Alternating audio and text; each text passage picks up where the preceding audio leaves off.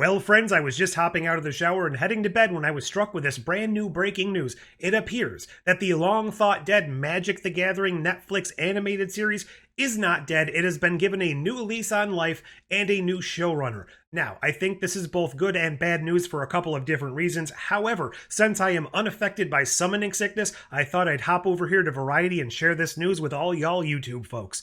Alright, so we come over here. Terry Matalas is the new showrunner for this Magic the Gathering series.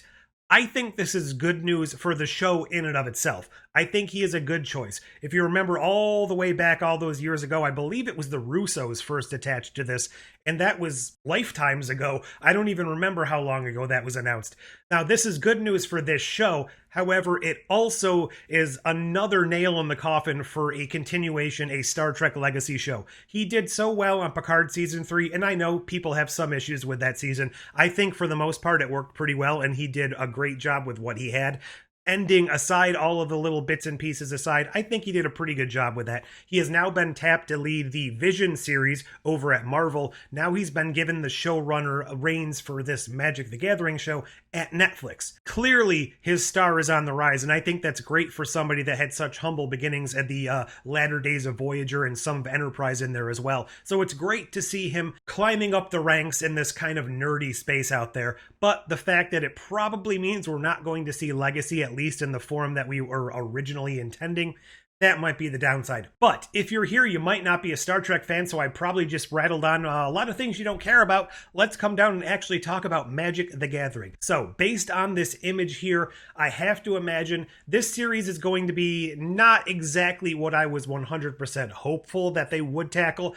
I personally was hoping they'd tackle some of the earlier lore, especially maybe adapt some of those novels, maybe the Brothers' War stuff, lead all the way through the Weatherlight saga, the Invasion saga, all of those cool things, even do some of the dark. I thought that would be cool, just focus on a lot of the Dominaria stuff, the whole well-fleshed out world that probably was very derivative, but it was one of my first fantasy novels as a kid, so it felt all fresh and new to me.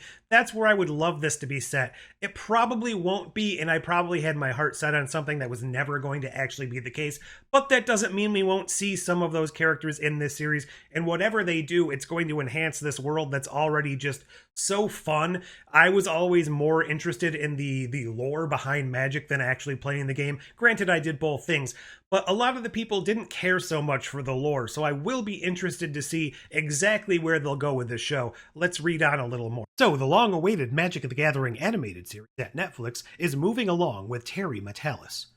He is now set to be the series showrunner. This was revealed at the Netflix Geekend event. Quite frankly, I didn't even know that was a thing, but I guess it's a pretty cool thing if you're a geek and you like Netflix. I don't know.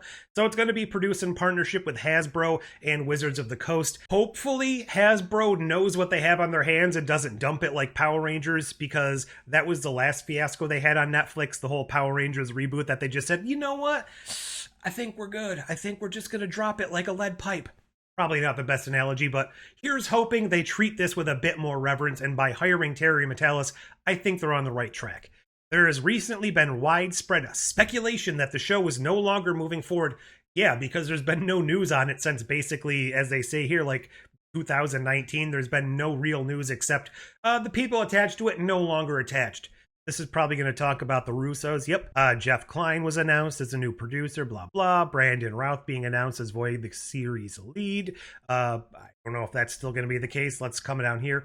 Since then, however, there's been no news about the series. Routh recently gave an interview in which he said he believed the show was not happening. Interested to see if he will still be attached.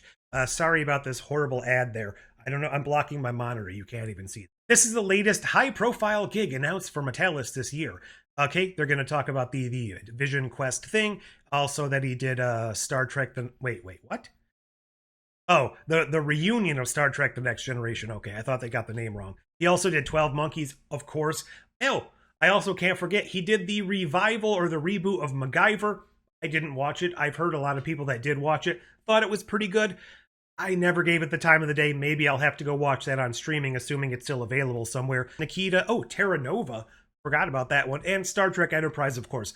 I'm a big proponent of Enterprise. I know a lot of people find it iffy, especially those early seasons, but I think it's good. So most of his track record here, at least in the geek sphere, has been mostly to, I would say, probably mid-tier to excellent. So he seems to have a pretty good track record of actually doing things that people enjoy, even if they're things like Terra Nova that get canceled, or even Enterprise that get canceled with no real conclusion. Not that he had any real creative input on Enterprise. He was mostly just an assistant at that point. You can't keep canceling things. This is a PSA. Stop canceling things without resolution. Off track. So the Magic the Gathering tabletop game was created by Richard Garfield and first released in '93. Are we really not? Is that really it? So we're not getting any more news, apparently?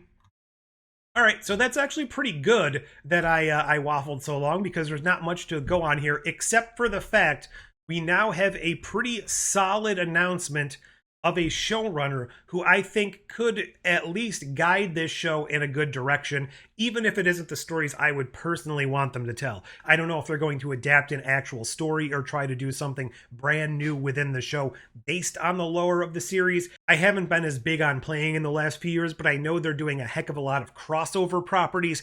I'm hoping they really let this show build upon its own stuff and don't start bringing in all of the crossover properties. Now, that probably wouldn't work very well on Netflix, because some of them were things like Assassin's Creed, you have Doctor Who, you have Fallout. So a lot of these other crossover properties probably wouldn't work here, as they're already licensed to other networks, other streamers. So hopefully, if there is any sort of reference to these worlds that are interconnected, it's more of just a blink and you miss it kind of Easter egg when they're traveling the multiverse. Because if they're going the direction I think they're probably going, there will be multiversal travel involved, because if you go all the way back to those early days of Magic the Gathering stories, the multiverse was very heavily involved. Yes, a lot of the action took place on one plane, but there was a lot of travel, especially once the Planeswalkers, who very much were probably based, at least in some manner, on Doctor Who, they traveled the multiverse. That's where I got my big revelation on what the multiverse was as a child. Things like that. Then you throw in sliders,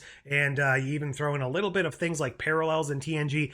I grew up on multiverses. This is not a new phenomenon for me. And of course, it was in Marvel and DC. I can't forget to mention them. They're kind of the big originators in them in pop culture memory, I suppose you could say. But there you have it. I just talked way too much about news that really doesn't have all that much to glean from right now, except for the fact that it seems like after all of these years, the Magic the Gathering animated series is actually going to go ahead over at Netflix. I assume now that we have a showrunner, we'll get some more details on casting, storyline, animators, all of that stuff very soon. And hopefully this will be a nice, refreshing hit on Netflix, and not something that just gets shoved under the rug and canceled after 6 episodes without any promotion whatsoever. Here's hoping this leads to bigger and better things. What are your thoughts? Are you excited for a Magic the Gathering show? Are you completely unaware of all the lore behind it? What storyline do you think they're going to do? Which characters do you think they're going to introduce? And will it be based upon the Unglued set? Leave all your thoughts down below. Like, share, subscribe, join the channel if you want to. And until next time, Counterspell.